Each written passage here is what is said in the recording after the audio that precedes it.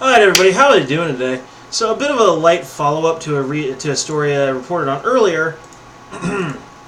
This one is from Reason Magazine, or, simply put, with Boris Johnson's election, Britain gets its own Trump.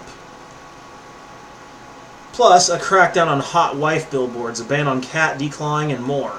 Well, cat declawing is a very cruel practice, but that is kind of over-regulation, though. The conservative, controversial, and buffoonish Boris Johnson has just been elected Prime Minister of the UK. He even kind of looks like Trump a little bit, although the hair's messier and crazier.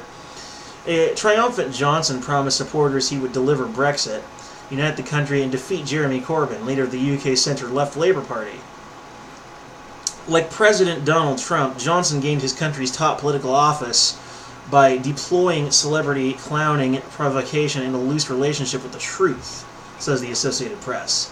Johnson's ascension from mayor of London to highest non-monarch position in the country comes not after winning a nationwide general election, the next of which isn't scheduled until May 2022, but courtesy of conservatives vote only.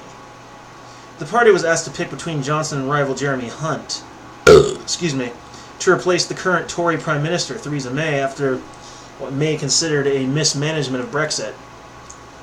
May announced her resignation in May and will step down on Wednesday. We are going to get Brexit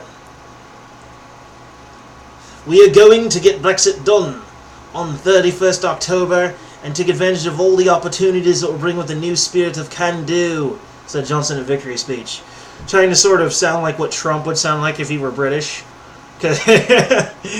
Oh, my sense of humor. Johnson got 92,153 votes, according to the BBC, while Hunt received 46,656 votes.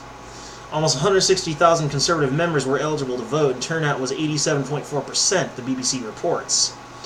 Whether one finds Johnson electable, thrilling, or horrifying, it's something that 12 months ago even his most diehard fans would have found hard to believe. Writes the BBC Laura Kuensberg, Johnson is a politician who has had to ignore, with a personality and perhaps an ego of a scale that few of his colleagues can match. This is a man who even as a child wanted to be world king. Is this going to be more just impotent complaining about him? Here are a couple tweets, one from Charles M. Blow. Now that Boris Johnson is likely Britain's next Prime Minister, I don't have to be as embarrassed this summer when I'm in London as I was the last summer. Now they have their own Trump. Trump was a fan on Tuesday morning. He tweeted, "Congratulations to Boris Johnson on becoming the new Prime Minister of the United Kingdom. He will be great." Like Trump, Johnson, a one-time novelist and editor of the Spectacular magazine, has a history of writing and comments that are not woke, to put it mildly. In 2008, he famously referred to black people as, pickaninnies, later saying he didn't realize the term was offensive. In 2002 op-ed, he said, "Any problem in Africa is not that we were once in charge, but that we are not in charge anymore. The best fate of Africa would be of the old colonial powers or their citizens scrambled once again in her direction on the understanding that this time they will not be asked to feel guilty." Well, racism aside, you're just assuming that the reason why they're failing is because Britain's not in charge anymore. Needless to say, that comes off sounding extremely arrogant, if not racist. Anyway, as the article continues, free minds. Hot wife billboards banned in keeping with his Roundup's UK theme. Here's an amusing and disturbing look at how UK regulations against sexist advertising are playing out. An air conditioner repair company ran an ad that said, "Your wife is hot. Better get the air conditioner fixed." This was ruled inappropriate and banned from city buses, noted the BBC. Well, actually, I think that's really hilarious. That's not what the word hot means in that context. So to me, that's actually kind of funny. It was meant to appear on 7 buses in Nottingham, but Adverta, which places adverts on buses and trams in the city, blocked it and said it could cause offense. When did we become so fragile that everything has to be banned just because it might cause offense? I understand that it's good to be polite. It's very good to be polite, but this is just going too far the other way. Lee Davies, who designed the ad, said it was a little bit of harmless fun. I would agree, actually. Professor Carrie Pachter, director of the Nottingham Centre for Children, Young People and Families, said the advert was like something out of the 1950s and called for it to be removed. If I had young children, I wouldn't want them passing that on the way to school because of the message it gives them about society, she said. I think it's a little presumptuous to assume the kind of impressions a child might have. I'm just saying. And for that matter, while I like the advert, I think it's funny, I gotta admit, what does that actually do to sell your product exactly? What does it tell us about the product? Admittedly, there's a fun series of commercials that I would like to look back and watch from Japan that Sega did for their Sega Saturn console called The Adventures of Segata Sanshiro. Yeah, look those up. Those are fun. And while yes, it might seem hypocritical of me to like that, even though I say, like, what does that do for the product? It does more than you think. Because at the end of the advertisement, the real commercial's right at the end, where after Segata's off-screen, they will show what kind of games are for the system, how good the product is, etc., etc. Which all good commercials should contain on it to some extent.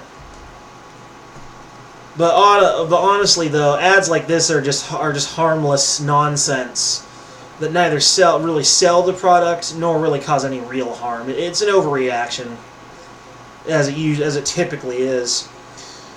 Free markets. PayPal dumps child protection group. Federal pressure on payment processors to refuse service to sex workers, even legal ones, is often framed as a measure to stop human trafficking and child sexual exploitation. Don't ask how, it just is, okay? In parentheses. Now even groups that worked with sexually exploited minors may be getting caught up in the dragnet.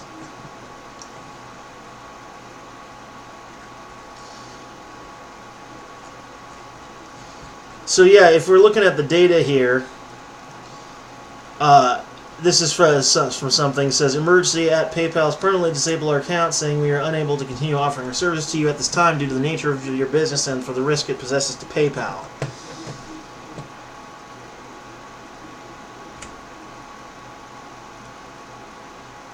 It's stated as an unacceptable risk. Various other little bits of data here. Yeah. Britain is well known for banning things, but in many ways I'd say the comparison between Johnson and Trump I'd say is pretty solid. Only in my world that's actually a good thing, because the alternative is often unacceptable. As the left globally moves further and further to the left, particularly the Democrats, the Democratic Party of the United States, is looking crazier and crazier by the day. There wasn't a single worthwhile candidate in that entire Democratic debate, except for maybe Tulsi Gabbard, and they didn't even let her talk half the time. Conservatives, more and more all the time, are looking saner and more acceptable, while the left is becoming absolutely batshit.